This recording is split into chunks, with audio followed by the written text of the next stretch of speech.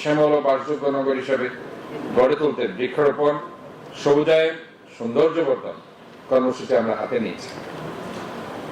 Chittagong city কর্পোরেশনের চসিক 2026-2027 অর্থ বছরে 2,260 কোটি 44 লাখ টাকার প্রস্তাবিত বাজেট ঘোষণা করেছেন mayor doctor Saadat Hossain.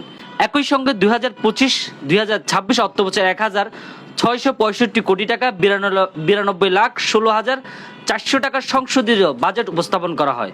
Budget বক্তৃতায় মেয়র বলেন, চট্টগ্রামকে ক্লিন, গ্রিন, হেলদি ও সেফ সিটিতে পরিণত করতে অবকাঠামোগত উন্নয়ন, ডিজিটাল সেবা, রাজস্ব বৃদ্ধি, বর্জ্য ব্যবস্থাপনা, জলবদ্ধতা নিরসন, স্মার্ট স্ট্রিট লাইট স্থাপন, মশক নিয়ন্ত্রণ নতুন উদ্যোগ নেওয়া হয়েছে।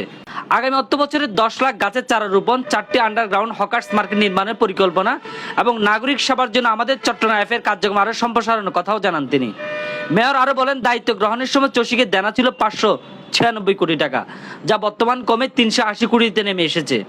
আর্থিকভাবে স্বনির্ভর চসিক গড়ে তুলতে রাজস্ব আদায় বৃদ্ধি, ট্রেড লাইসেন্স সম্প্রসারণ এবং বড় শিল্প প্রতিষ্ঠানগুলো বকেয়া করা আদায়ের জোর দেওয়া হবে বলে জানান তিনি।